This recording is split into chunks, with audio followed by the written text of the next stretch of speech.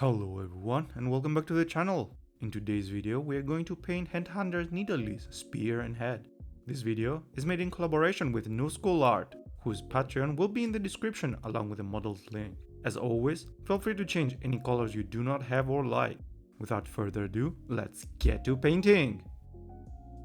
We will start with the spear and its main body. Rhinox hide is the color we will use. Alternatively, dryad bark can be used. I wanted to give it a more leathery feeling, thus I did not choose the bark.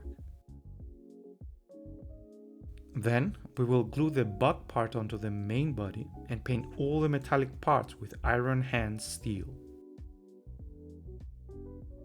With Nuln Oil, we will shade the metallic once it is dry. While waiting for the oil to dry, we can shade the brown part.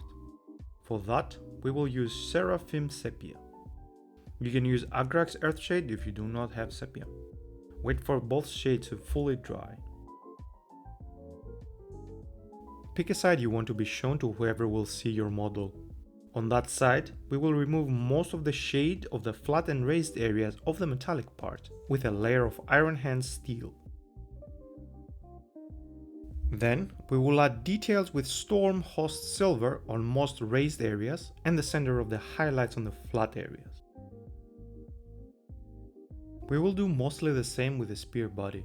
On the side you have the highlights on the metallic part, remove the shade of the main body with a layer of Rhinox hide. Afterwards, we will mix 1:1 Rhinox hide with Doombull Brown and give the area a nice highlight. With Doombull Brown, we will add details on the center of the highlights.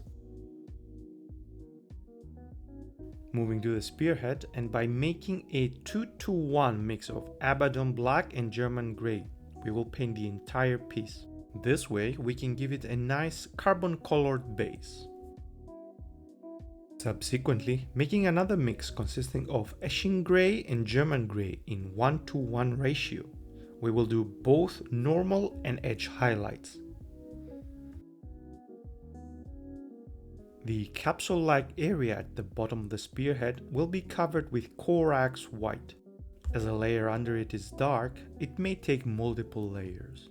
Also feel free to change the white to anything that you will like better than Corax white, as long as it is white. Once the white is opaque enough and has dried fully, we will apply Tesseract Glow on it. A layer or maximum 2 will be enough.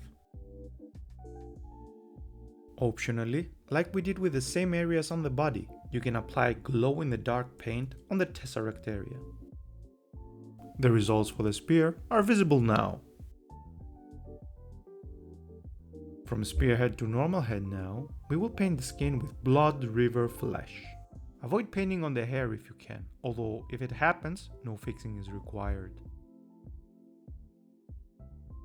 Like in past projects, once we paint the base of the skin, we will focus on the hair.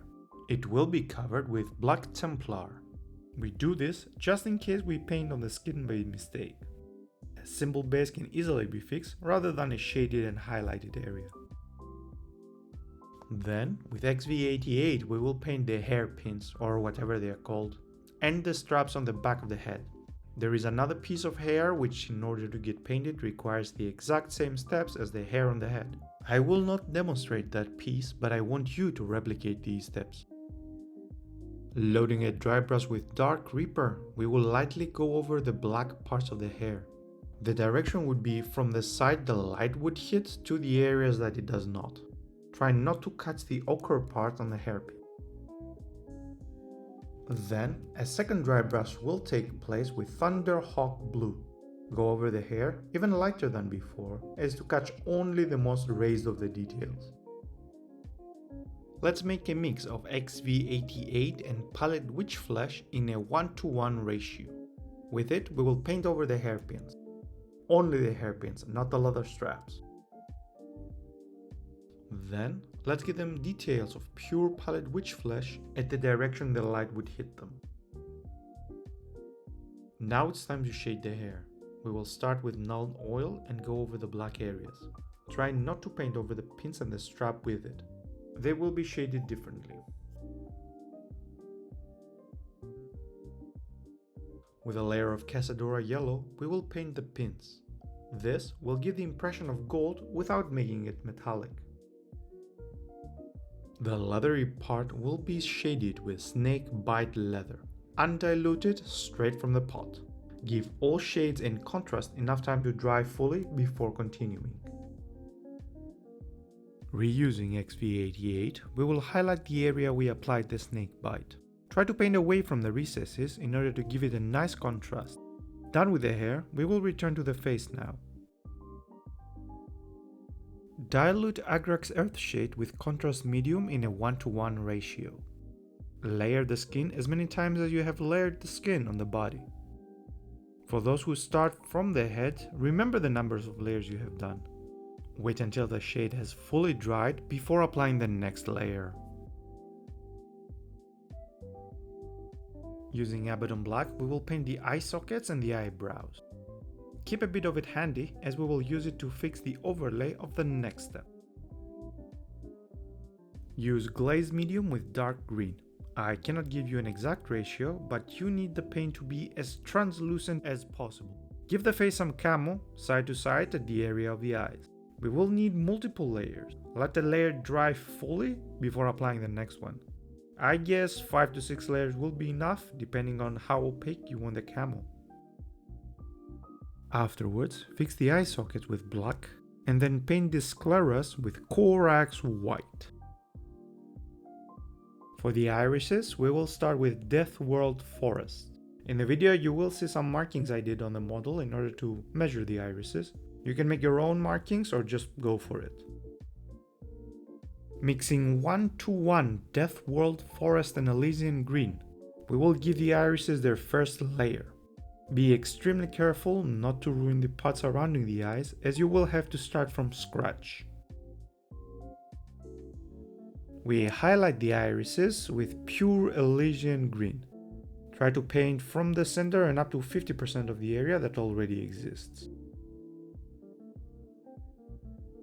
Then, in order to give them an otherworldly glow, we will highlight again with Moot Green. Again, try to cover only 50% or less of the previously painted area. The hardest part and final part of the eyes is adding the pupils. With Abaddon Black, add 2 dots at the very center of the irises we painted. Let's return to the skin. On the side that we believe the light would hit, apply one thin layer of Blood River flesh. Also paint the nose bridge, but not the area in the green. Adding one portion of Night Quester flesh into our Blood River and mixing well, we will have the mid-tone for the first highlight. Go over the areas painted in the previous step and apply a highlight. Finally, with pure Night Quester flesh, we shall add details on the skin. Feel free to smooth the transition on the skin as shown in the video of the body, which is also in the description. The result should look like this. If you found this video helpful, don't forget to give it a thumbs up and subscribe for more. Also, don't forget to check NuskulArt's Patreon for more awesome models. All colors used are on your screen now. I was MiniatureUrsus. Thank you for watching, and I will see you on the next one. Also, here's a recommendation on what to watch next.